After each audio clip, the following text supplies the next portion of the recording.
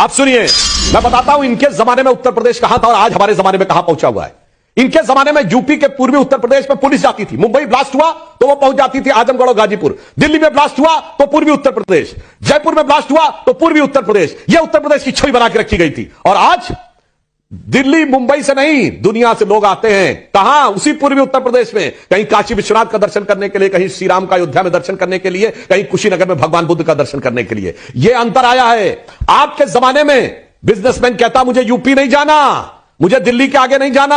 आज माफिया कहता मुझे यूपी नहीं जाना। मुख्तार अंसारी कहता मुझे पंजाब में रहना जहां कांग्रेस की सरकार है। पंजाब की जेल मुझे कबूल है मगर यूपी में मुझे नहीं रहना है। आपकी सरकार के जमाने में यूपी में कट्टे बनने की बात आती थी। आज इंटरमीडिएट रेंज बैलिस्टिक मिसाइल बन रही है जो कि एक्सपोर्ट होने भी जा रही है। और फिलीपींस पहला देश है जो एक्सपोर्ट होने के लिए आ रहा है। 7 नए एयरपोर्ट बने हैं जनाब। पूर्वांचल एक्सप्रेसवे और वेस्टर्न एक्सप्रेसवे अगर आप देखें तो जितने प्रकार के एक्सप्रेस बने हैं और 1 ट्रिलियन इकोनॉमी बनने की तरफ जा रहा है। इतना तो खाली उत्तर प्रदेश में हुआ। और बात समझिए, महिलाओं के प्रति अपराध में कन्विक्शन रेट में उत्तर प्रदेश 76% पे है जो नेशनल एवरेज से दूना है। और भाई डॉलर के पार की आप बात कर रहे हैं मेरे भाई, आपको पता है कि अमेरिका की ग्रोथ रेट क्या है?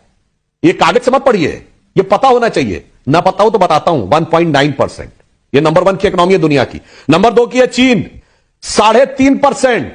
अब आओ मेरे भाई, तीसरे नंबर पे अब हो गई है जर्मनी, 0.9%। चौथे नंबर पे ब्रिटेन, -0.6%।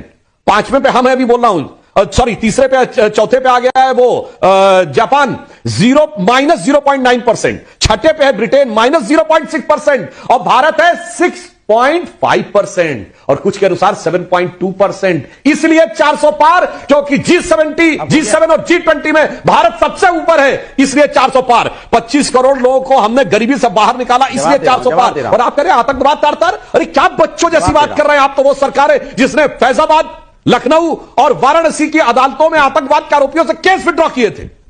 शर्म आनी चाहिए थी। आतंकवाद के आरोपियों से केस विड्रॉ किया, हाईकोर्ट के हस्तक्षेप के बाद उसे रुकना पड़ा था। और कहां धमाकों से तार नहीं था। दिल्ली, मुंबई, चेन्नई, गुवाहाटी, नागपुर, जयपुर, बताइए कौन सा इलाका था जहां बम के धमाके नहीं होते थे? आज वो सीमित होकर दक्षिण कश्मीर के 4 जिलों में है, इसलिए 400 पार। एक जमाने में कोई आता था घुस के मार के चला जाता था, इंडिया सॉफ्ट स्टेट है। आज इंडिया जाता है घुस के मारता है, बालाकोट से लेकर सर्जिकल स्ट्राइक तक, इसलिए 400 पार। और आपके जमाने में रामलला टेंट में नहीं थे। 2005 में आतंकवादी हमला हुआ था, वो तो भगवान का शुक्र था, रामलला की कृपा थी कि जो मूर्तियां रखी थी उसके नीचे का बम फटा नहीं। और आज रामलला भव्य मंदिर में विराजमान है, वो भी एक तपस्वी प्रधानमंत्री के द्वारा, इसलिए 400 पार मेरे भाई। और आपकी स्थिति क्या हो गई कि पिछली बार आपकी स्थिति क्या है? आपकी नेता है जया बच्चन, उनकी बहू को इस तरह शर्मसार करता है राहुल गांधी और उसके बाद बोल नहीं पाते। बिल्कुल।